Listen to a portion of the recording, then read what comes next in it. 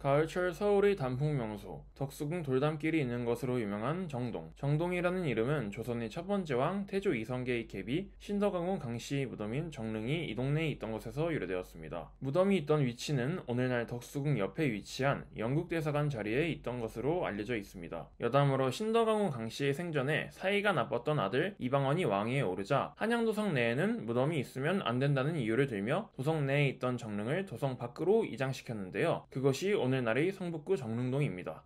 가을은 야장의 계절, 야장하면 을지로입니다. 을지로라는 이름은 다들 역사 시간에 한 번쯤은 들어봤을 이름인 을지문덕 장군의 이름에서 따왔습니다. 을지로는 조선시대까지만 해도 진흙으로 된 언덕길이었습니다. 먼 곳에서 보면 마치 구리가 햇빛을 받아 반짝이는 것 같다고 하여 이곳을 구리계라고 불렀습니다. 을지로로 이름이 바뀌게 된 것은 일제강점기 이후였습니다. 당시 중국 상인들이 구리계 일대를 조선말 무렵부터 장악했기 때문이었는데요. 이들을 몰아낸다는 의미로 중국이 수나라를 격파했던 고구려의 장군 을지문덕의 성을 따서 을지라는 이름이 붙여지게 된 것입니다.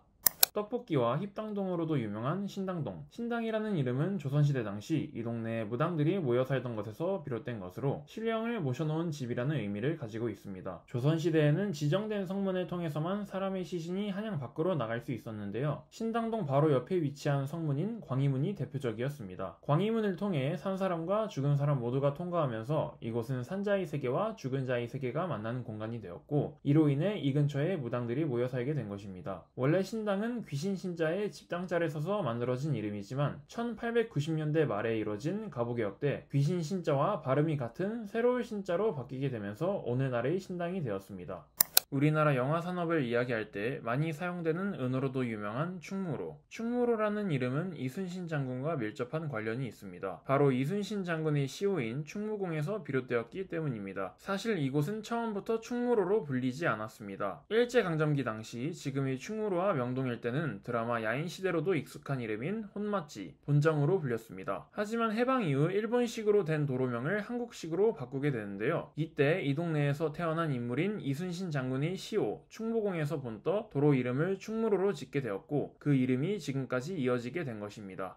명동성당과 수많은 옷가게, 그리고 길거리 음식 등 다양한 볼거리로 외국인 관광객들의 필수 코스로 자리잡은 명동. 명동이라는 이름은 조선 초 한양의 행정구역인 남부 명례방의 명자를 딴 것에서 유래되었습니다. 원래 이 동네는 명례방 혹은 명례골로 불렸지만 이후 이를 줄여 명동으로 부르게 된 것입니다.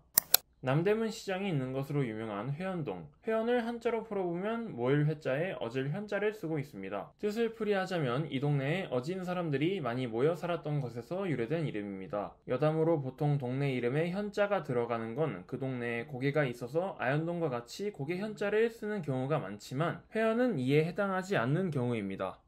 오늘은 서울 중구의 여러 지역이 지명 유래에 대해 알아보았는데요. 선선한 가을을 맞아 직접 한번 방문해보시는 걸 추천드리며 오늘 영상 마무리하겠습니다. 시청해주셔서 감사합니다.